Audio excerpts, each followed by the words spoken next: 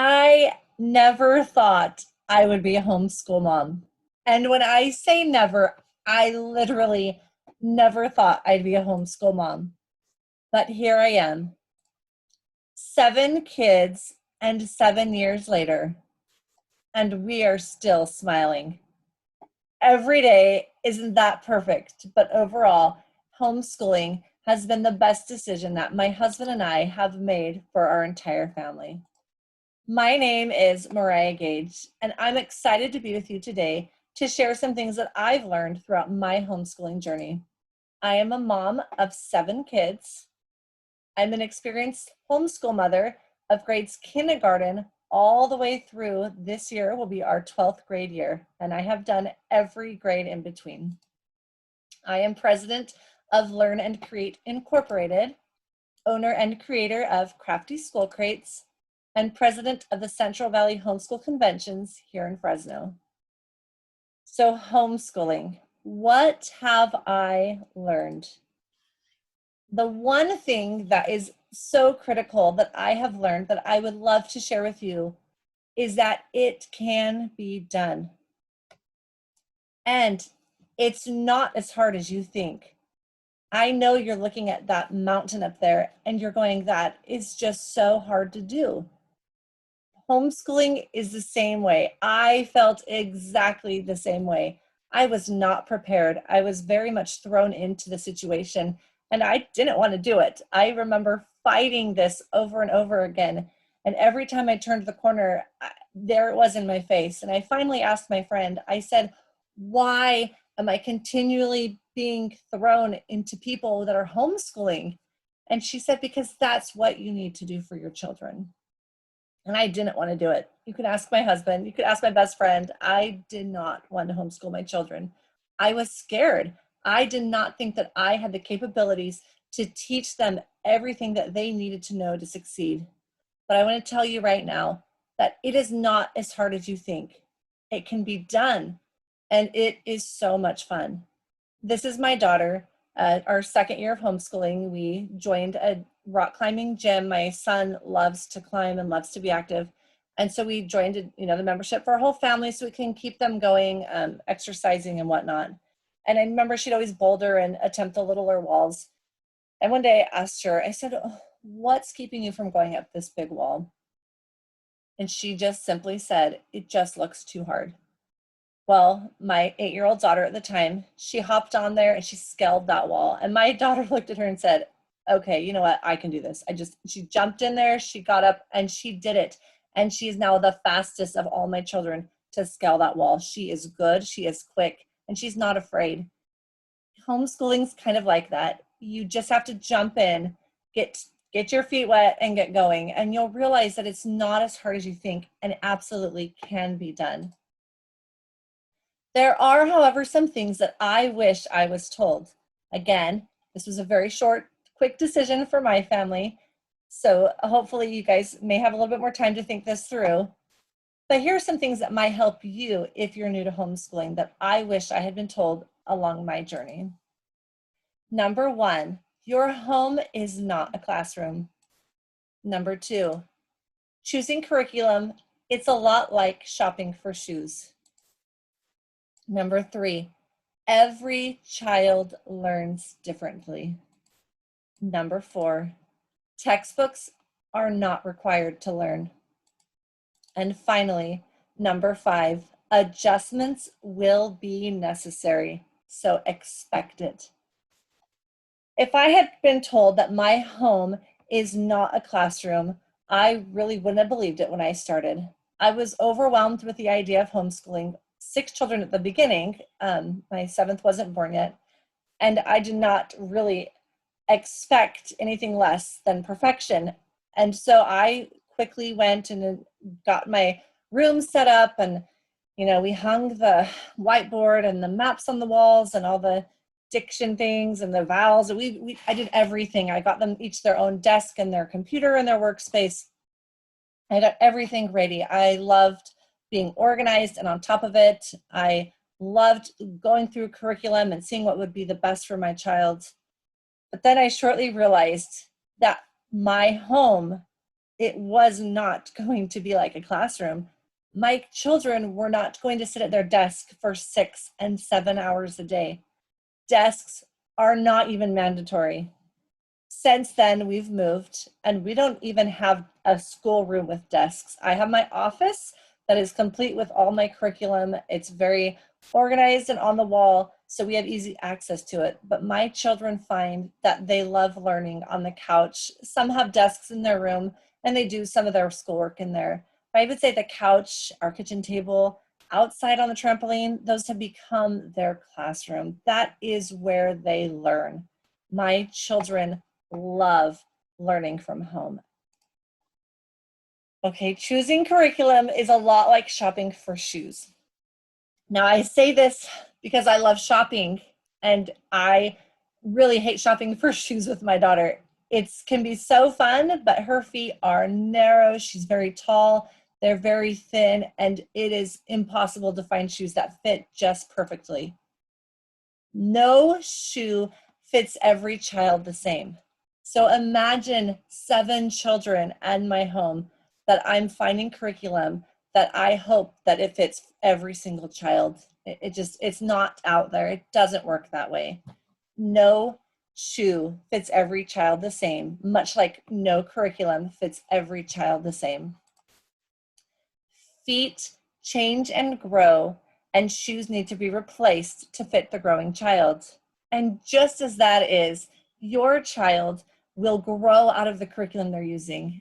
I hate to say that, but it is just true. I have tried different things. I've set curriculum up, for the entire, we're going to do this math series for the next 7 years, and and then after 3 years, either over it, they're done with it, and they need change.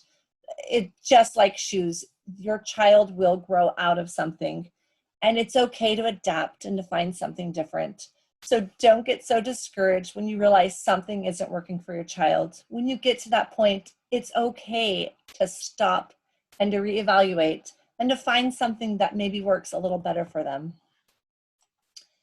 Every child learns differently. I cannot say this enough. Of all my 7 children, I have got 2 that learn completely different than the other ones of my children. I have 2 children that have processing disorders. One has dyslexia, and it is very hard for them to read and to write as quickly as my other kids. And with that, we have to find ways to embrace the uniqueness of their learning style. So that is something that you need to learn. And you'll know as you start working with your child, you'll be able to figure out what that style is. And then once you do, you'll be able to find ways to help them learn so much better than they could if they were in a traditional school setting. Textbooks are not required to learn. Now, you can laugh at me because you're like, we're homeschooling, we're not even in school to get textbooks. Well, when I started homeschooling, I started with an amazing district independent study program. There was a homeschool charter through that, and we worked straight with the district. It was one of the best experiences that I've ever had. It was perfect for me at the time because I was fresh out of public school. I had been in public school for 7 years with my kids, and I didn't know much about homeschooling. And these were amazing people to help guide me and help show me what to do. And I wanted to stick with textbooks. I just wanted everything to be the same. I honestly thought I would try this for a year and then we'd be back in public school. Well, I was wrong. My children loved being at home. I loved being at home with them. I honestly can't tell you how amazing it's been to watch my children learn and grow right here in our very own home. So textbooks are traditionally written for a class and not the individual child. So my fun story with this is when I started homeschooling for the very first year, I had, each grade level textbooks. We had everything for them perfectly. My teacher had helped me get everything established, and I got into it in September, and they're all excited. And then October, and we were getting a little bit worn out from the textbook, and I was very overwhelmed as a mother. I was overwhelmed that I couldn't provide that special individualized attention that I felt like my children needed, that they were going to get, and that they did get in their school setting at the public school. And I remember my teacher came up to me and she said, Mariah, okay, you need to put down the textbooks. You just stop. I want you to go in your room and I want you to go find some books, just any books. And I want you to look at that book and I want you to figure out what you can do with that one book for all of your children. And I want you to take it was Christmas time, November into November. So I want you to take December and I want you to do that with a few books. Just focus on that and your children. And I want you to be able to see what they are capable of. Forget the books, the textbooks. So I put all those aside and, I did a lot of work to prep for school. So I was like, all this work that I did. But remember, curriculum changes, things change, and you have to kind of roll with it when you're homeschooling.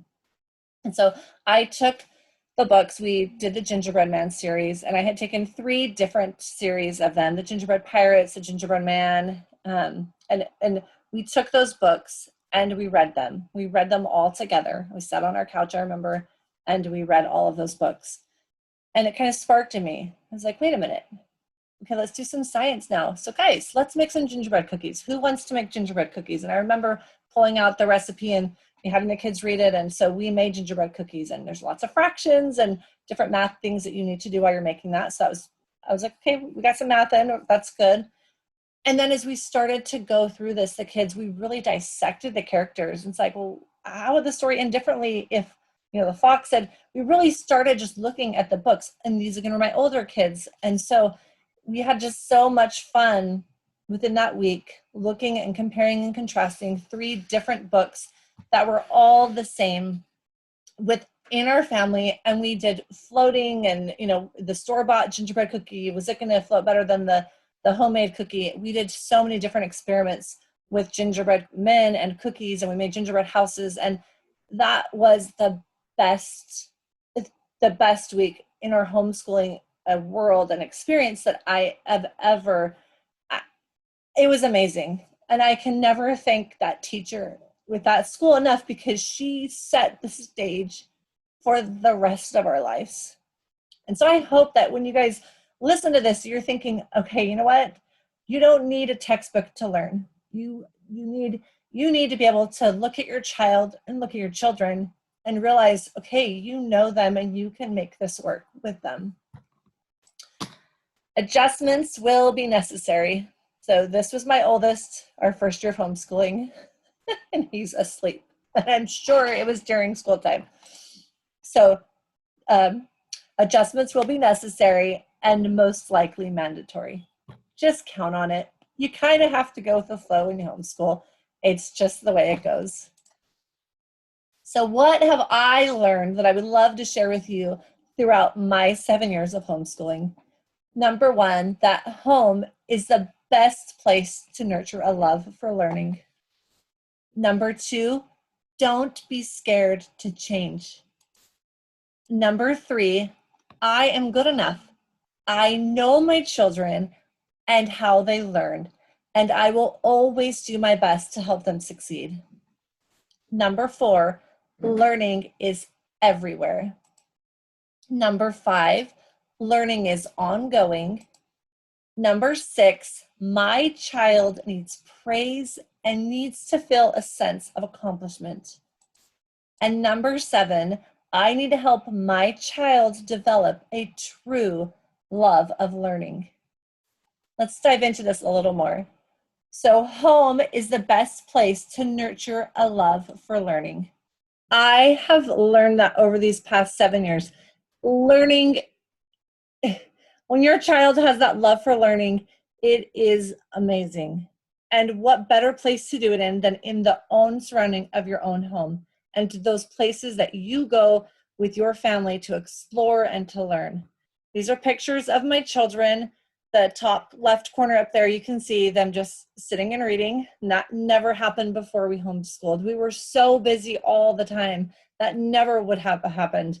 My daughter reading to her younger brother, making apples. My mom has apple trees. We were able to go up there and really just embraced the whole fall season. We made apple pies, applesauce, we dehydrated apples. My kids got to pick them. The process was amazing. Again, never would we have done such an extensive and fun activity had it not been for homeschooling. Don't be scared to change. My son was afraid of horses. Now, not this one on the horse, the one that I didn't get a picture of on the horse, because he was so terrified and nervous. Don't be scared. If you are finding that something is not working for your children or for you or for your home or your husband, then go ahead and change it. Don't be scared that you've invested all this time and money into preparing something if you just have to put it aside. There will be a time and you'll find out that you can come back around to it. And if not, gift it to somebody else who might be able to use it.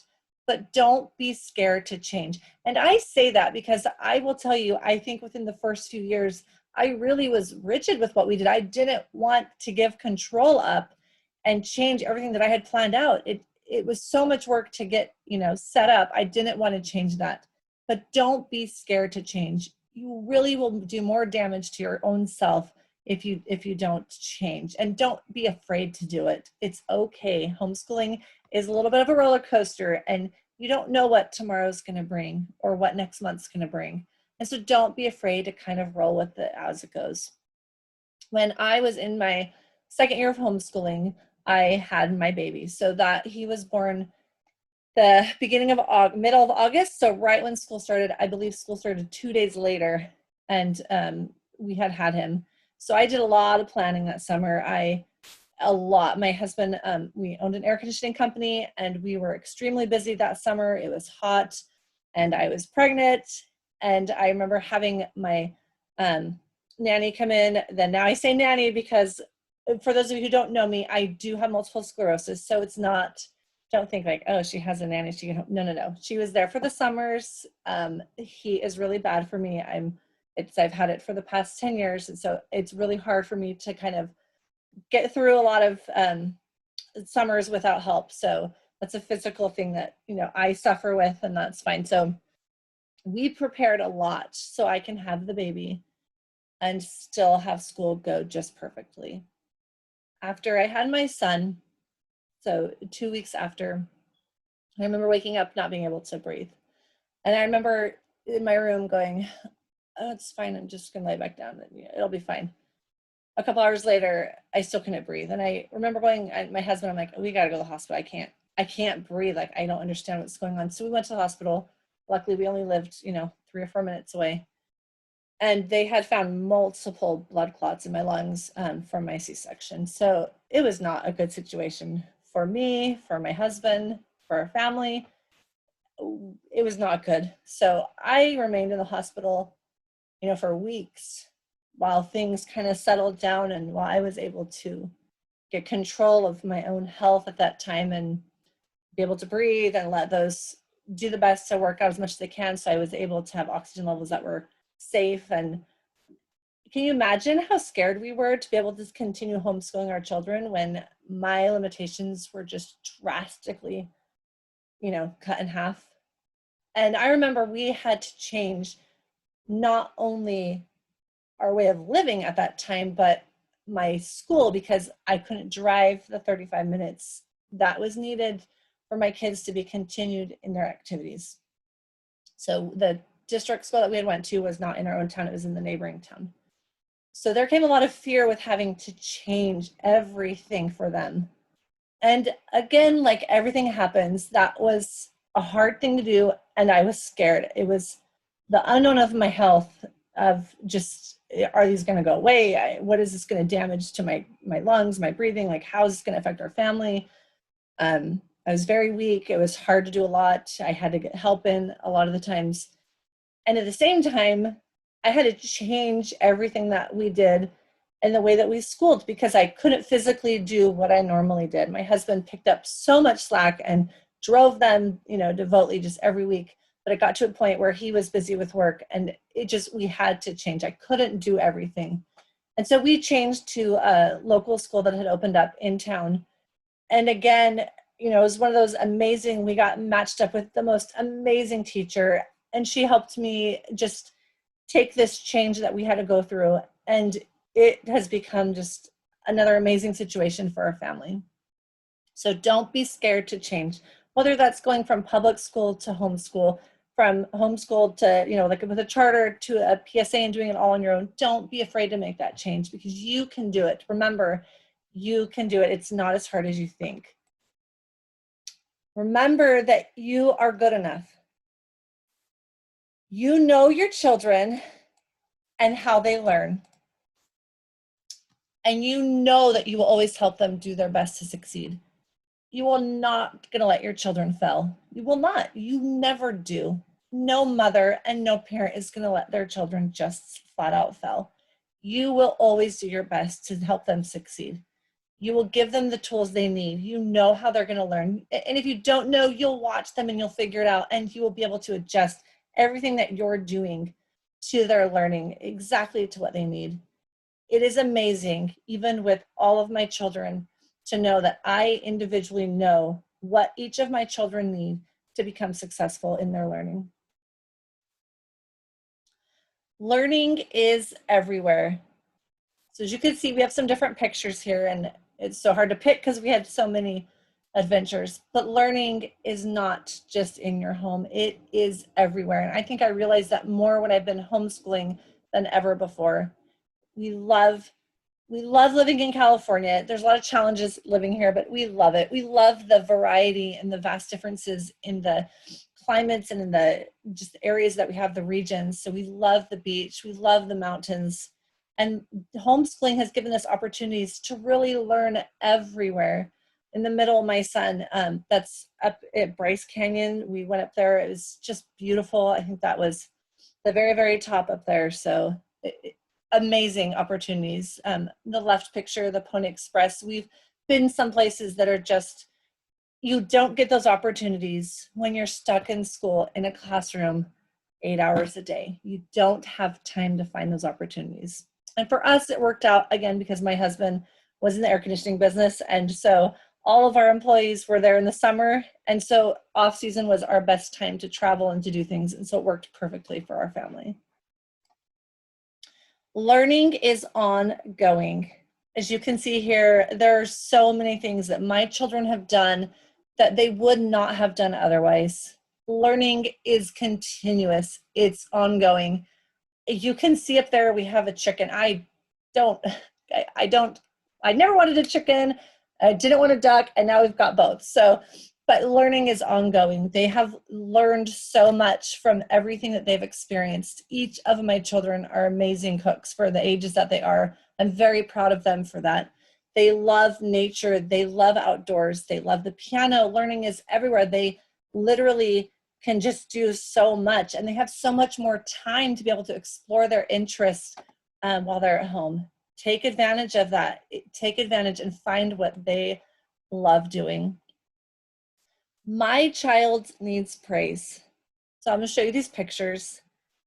These were taken by my children. So my daughter took the one on the left, my daughter took the one on the right, and my son took the one in the middle. My children have had an interest in photography. We bought all the lights, we bought all the equipment. As you can see in the left, that was our studio. These were our studio shots, the left and the right. And then they took photography classes. Each of them, they've loved the just the knowledge and experience. And look how gorgeous these are. These are fun memories for them, and they need praise. They need to feel that sense of accomplishment. That is so important when you're homeschooling your children. And please don't forget that. That is one of the biggest reasons I started the Crafty School Crates. I absolutely missed the little things that they would bring home that we could hang on the refrigerator. I'm missing their excitement to show their dad or their grandma when she came over. Look what I made in school. I miss that. I'm missing their excitement. And so make sure that you praise and you just tell your children that they're doing a good job. It fosters such a greater love for learning that you just don't even imagine it can happen. It's so important. I need to help my child develop a true love of learning. This is my son. He struggled through public school. super sociable, super popular, but struggled. He, again, like my other son, he has a processing disorder, dyscalculia, dyslexia. Like it was so hard for him. And he came home from school like, I'm no good at math. And so when we started public school or homeschooling from the public school, he was absolutely, how do you say that? He had no confidence in himself. We were able to take what he loves. He loves the Dodgers. He loves baseball. He loves rock climbing. He loves hiking. He's my outdoors go-to guy. He loves all of that. And we were able to take those things. And do you know how many statistics there are in sports? My husband loves stats and he loves sports. And so it was a perfect match made in heaven. And those two boys together, he loves baseball and he knows it now. And he, with those little simple things, has developed a love for learning that I could never give him otherwise, ever. He loves learning. Find activities that spark interest and learning, and naturally your child will develop the love of learning on their own. So give them opportunities. Ask them what it is that they're interested in learning about and go with it. Again, I did not want any kind of farm animal outside in our yard at all. We live in this city. It was not going to be a good fit. But they researched and they studied.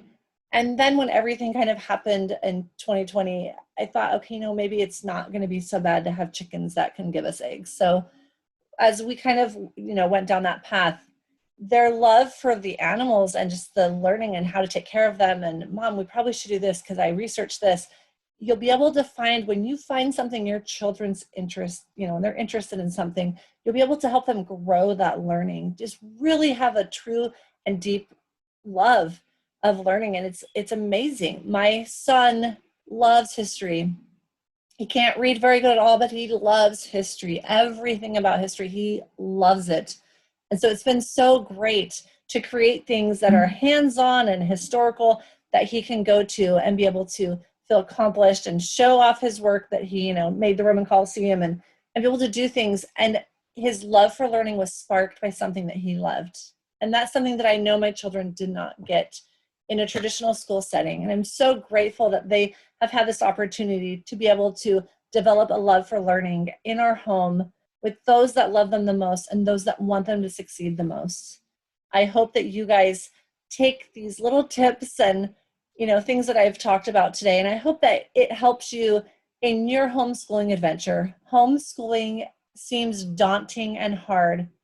Some of you are maybe thrown into it this year and you weren't expecting it, but just know that it's doable. It's absolutely easier than you think.